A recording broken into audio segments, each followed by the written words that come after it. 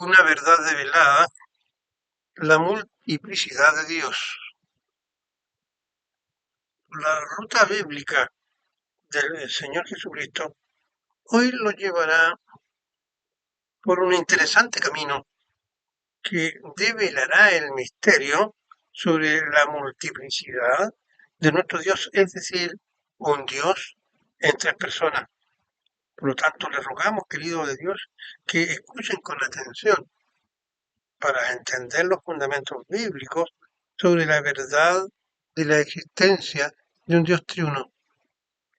Un análisis histórico efectuado al respecto nos demuestra que ni la Iglesia de los tiempos de Constantino o el propio Constantino inventó la doctrina de la Trinidad. En el Concilio de Nicea, la Iglesia de la época únicamente clarificó y confirmó de forma oficial lo que las Escrituras siempre habían enseñado, a saber que el Señor Jesucristo era Dios. Pues el arrianismo sostenía el modalismo en que se decía que Dios existía o se manifestaba en distintos modos, pero no que en un momento era Espíritu Santo, que en otro momento era el Padre, que en otro momento era el Hijo, cosa que no tiene ningún asidero bíblico, como vamos a demostrar, y que en ese concilio entonces se reconoció oficialmente a la luz de las Escrituras que el Señor Jesucristo era Dios. Pues bien, la doctrina o enseñanza de la Trinidad, o sea, un solo Dios en tres personas distintas, no se arraigó firmemente en el mundo cristiano sino hasta finales del siglo IV. Para los creyentes cristianos de sana doctrina es una cuestión hoy día de primer orden el saber y reconocer y creemos en un Dios trino, es decir, un solo Dios en tres personas. Con respecto a la revelación de Dios en la Trinidad, los evangelios nos muestran que el plan de Dios tiene dos etapas. La primera etapa era dejar claro y establecer a su pueblo, el hebreo israelita, que en cuanto a ser Dios, este era uno solo. La segunda etapa era que dentro de esa unicidad existían tres personas. Entonces es fundamental definir lo que deberíamos entender por persona, es decir, por una persona divina. Persona es, desde el punto de vista de la deidad, una individualidad, valga la redundancia, divina, que se caracteriza por su singularidad e irrepetible y su dignidad intrínseca. En sus tres manifestaciones, Dios se manifiesta como un ser supremo, emocional, con una expresión hacia nosotros social, histórico y cultural, dotado por conciencia, inteligencia, voluntad y capacidad toda poderosa y de un pensamiento abstracto propio. Es un ser divino y construye identidad a través del lenguaje, de la relación con su creación, es decir, con nosotros y consigo mismo, a la vez que son autónomas estas características. En la primera etapa, un plan divino para con Israel y para con nosotros, es establecer de que Dios es uno solo. En Deuteronomio 6:4, la unicidad de Dios se nos revela conocido como el Shema. Dice, oh, escucha, oh Israel, Jehová, nuestro Dios, Jehová, uno es. En este versículo encontramos la sólida base por la cual establecemos la existencia de un solo Dios, nuestro Dios, Luego el libro de Isaías lo ratifica en el capítulo 45:5, cuando dice: Yo soy el Señor y no hay otro fuera de mí, no hay ningún Dios. Esto era también una advertencia, pues al no existir otro Dios, debemos evitar la idolatría o de abrazar a otro tipo de creencias basadas en otros dioses falsos e inexistentes, pues solo Jehová existe. Los griegos y romanos tenían, por ejemplo, infinidad de dioses falsos a los que debían los hebreos o israelitas evitar adorar. Ahora, nuevamente en Isaías 43:11, el 13 nos dice: yo, Jehová, fuera de mí no hay quien salve. Yo anuncié y salvé, e hice oír, y no hubo entre vosotros Dios ajeno. Vosotros pues sois mis testigos, dice Jehová, y yo soy Dios. Aún antes que hubiera día, yo era, y no hay quien dé mi mano libre. Lo que hago yo, ¿quién lo estorbará? La verdadera existencia de que Él era un solo Dios y que deberíamos ser comprendido por los israelitas y enseñado a sus hijos, los encontramos en Deuteronomio capítulo 6 de los versículos 6 y 9, cuando ordena a cada uno de los israelitas.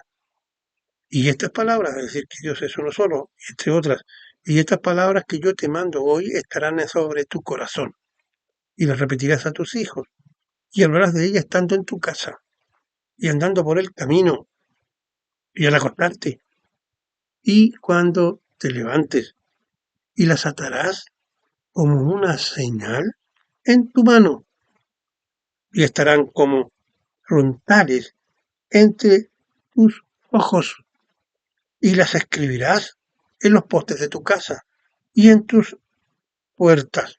Es decir, con todas estas instrucciones, Dios no dejaba ninguna duda sobre la importancia de la enseñanza de las Escrituras, y aquí en particular sobre la existencia de un solo Dios. Segunda etapa, es decir, cómo Dios se va a manifestar dentro de las propias Escrituras, como que existe la Trinidad como un concepto divino. Ahora, en concordancia entre el Antiguo y el Nuevo Testamento, Dios se nos revela gradualmente y va de menos a más. Y por ello, por medio de las propias Escrituras, comenzó Dios a revelarse como que es un solo Dios en tres personas, con sus propias características. Génesis 1:1 nos dice: en el principio creó Dios los cielos y la tierra.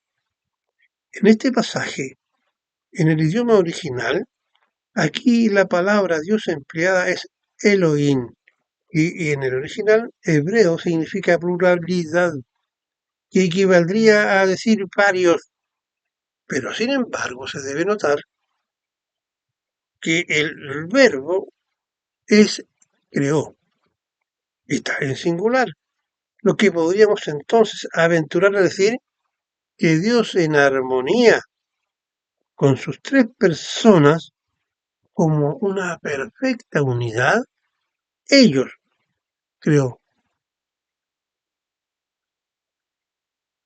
Al respecto podemos asegurar que para los sacerdotes israelitas, como para los patriarcas, la palabra Elohim como pluralidad para nombrar a Dios no era algo extraño, ni mucho menos una aplicación errada del lenguaje.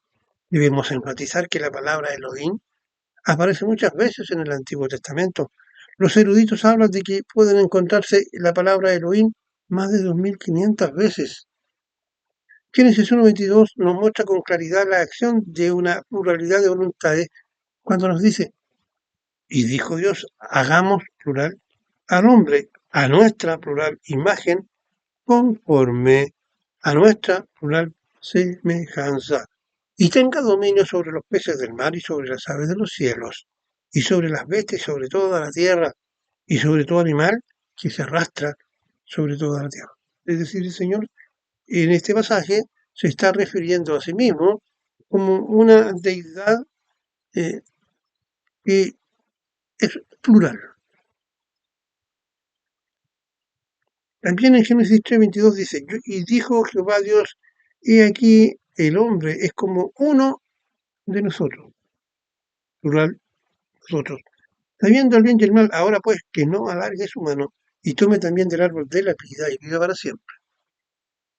Luego agrega en Génesis 11:7, ahora pues descendamos, plural, y confundamos, plural, allí su lengua para que ninguno entienda el hablar de su compañero. Aquí se está refiriendo a Babel, al castigo que Dios le infligió a los habitantes de Babel por construir una torre monumental para poder ellos demostrar que eran tan capaces como Dios. Y a Dios no le gustó. El hecho es que creemos que Dios estaba instruyendo a su pueblo progresivamente para conducirlos a comprender y dentro de su unicidad, es decir, Dios es uno solo, existía una complejidad evidenciada en la Trinidad y esta unicidad triuna era mucho más rica y evidente, pues lo incluía en su lenguaje.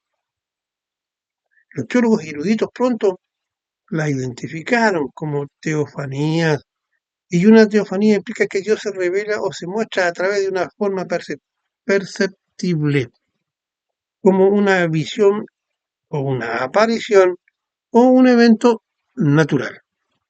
Las escrituras lo identifican así a la segunda persona de la Trinidad, es decir, el Cristo como el ángel de Jehová. Y lo más impactante era que el ángel de Jehová, hablaba como si fuera Dios mismo, quien hablaba, y con su autoridad exigía el trato para sí de una deidad y aceptaba también que le adoraran. En Génesis 16, 7, 14 es significativo porque Agar le pone el nombre a Dios por primera vez en la Biblia, llamándolo el Dios que me ve, porque sintió que Dios le había visto en su aflicción. Y aquí Dios había sido anunciado como el ángel de Jehová. Luego Dios habla y se le aparece a Abraham varias veces. Génesis 12 del 1 al 3, en Génesis 13, 14 al 17, en Génesis 15 del 1 al 6, luego Génesis 17 del 1 al 22, también Génesis 18 al 15, Génesis 22, 1 al 18, entre otras veces. Especial relevancia obra cuando llegan a la tienda de Abraham tres varones y a Abraham le da un trato especial que solo estaba reservado para Dios, pero que las escrituras le identifican como el ángel de Jehová. Pero era el propio Dios quien estaba allí, omnisciente, pues sabía qué pensaba la esposa, perdón, la esposa de Abraham, siendo de avanzada edad, dudaba que podía ser madre. Y era también Dios quien afirmaba que había algo imposible para Dios, refiriéndose a la futura maternidad de la mujer de Abraham, ya anciana. Génesis 32, del 28 al 30 podemos apreciar la presencia de Dios identificado como el ángel de Jehová. Y el varón le dijo, no se dirá más tu nombre Jacob, sino Israel, porque has luchado con Dios y con los hombres y has vencido.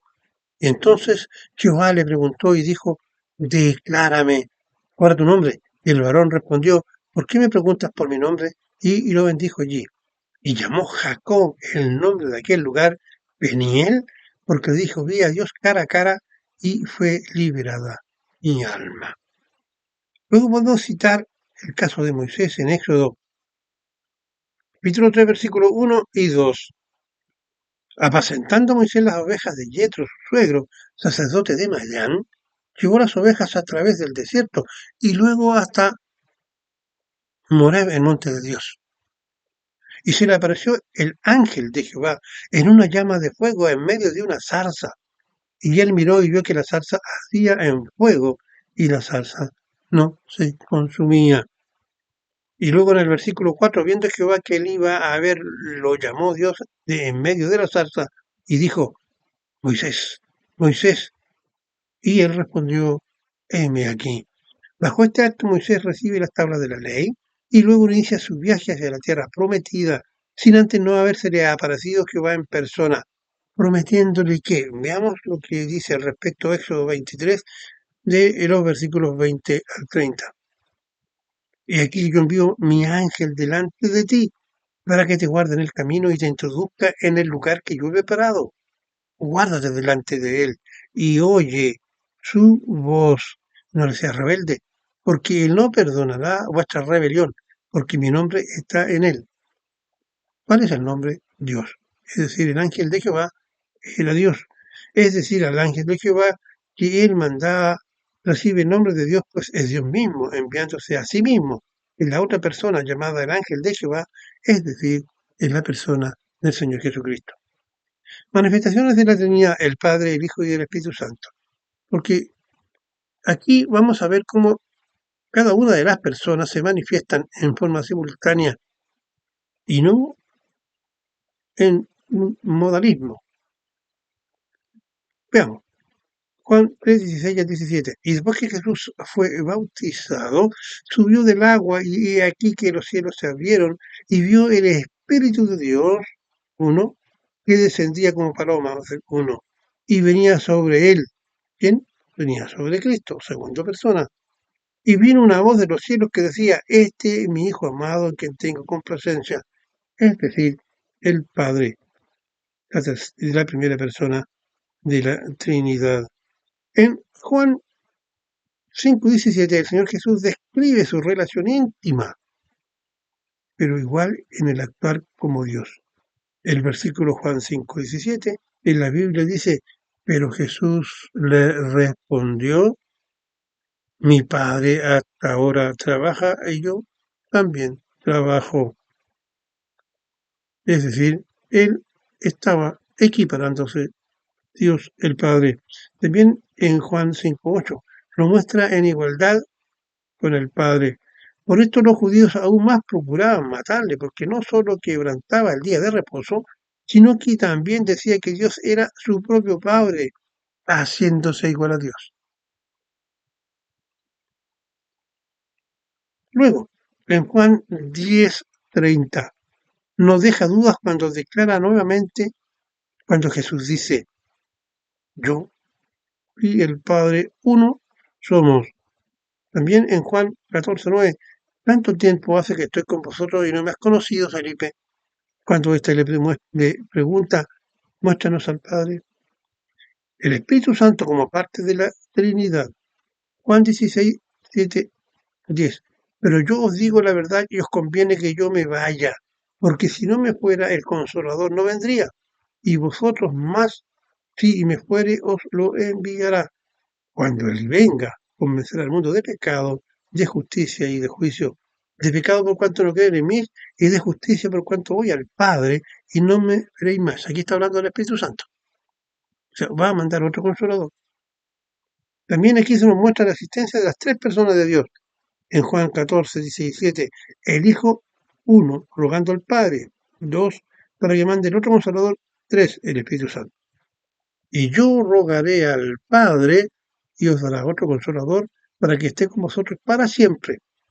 Y el Espíritu de verdad, del cual el mundo no lo puede recibir porque no le ve ni le conoce, pero vosotros le conocéis porque mora con vosotros y estará en vosotros.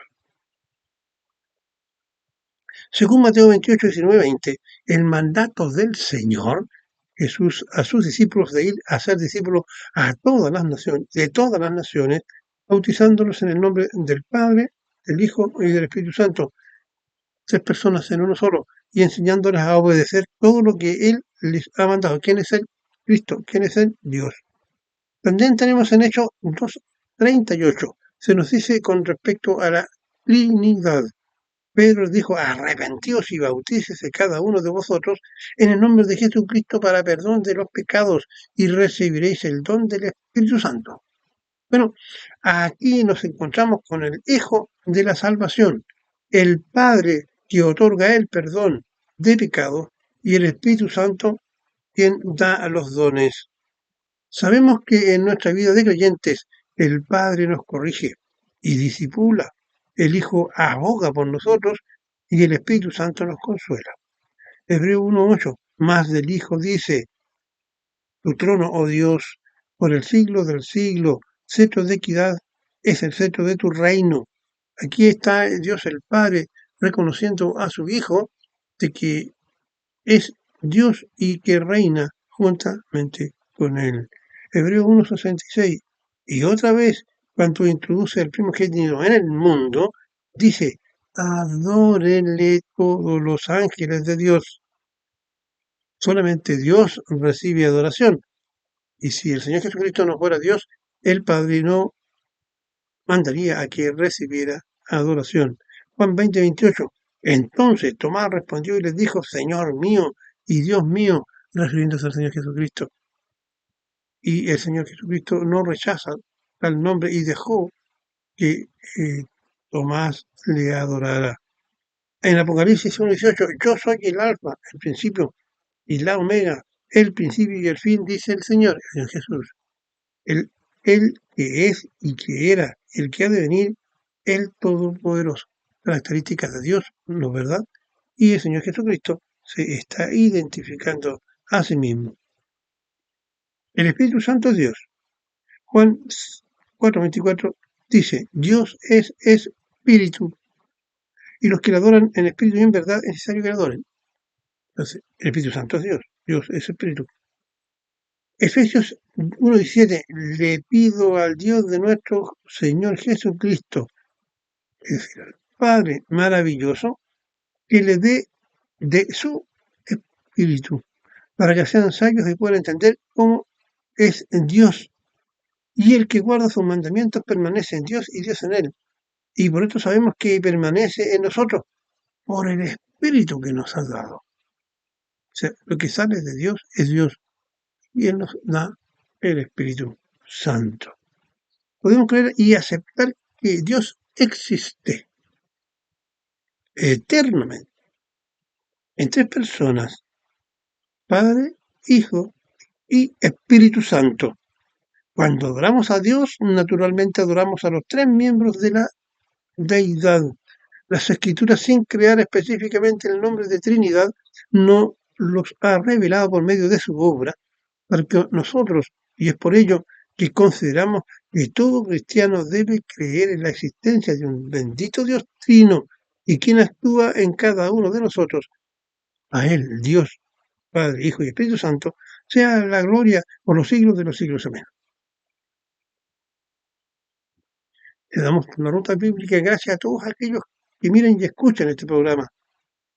Se despide quien les habla, como siempre, Julio Sena Agurto, sin antes no desearle que la paz de Dios el Padre y la de su Hijo Jesucristo y la de su Hijo Jesucristo por su Santo Espíritu sea con todos ustedes.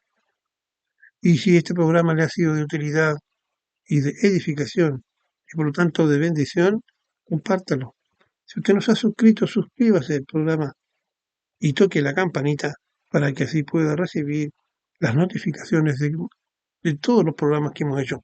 Hasta el momento llevamos más de 160 programas hechos para usted y que tendría acceso si usted se suscribe y toca la campanita. Será hasta un próximo programa y como siempre, que la paz del Señor sea con ustedes.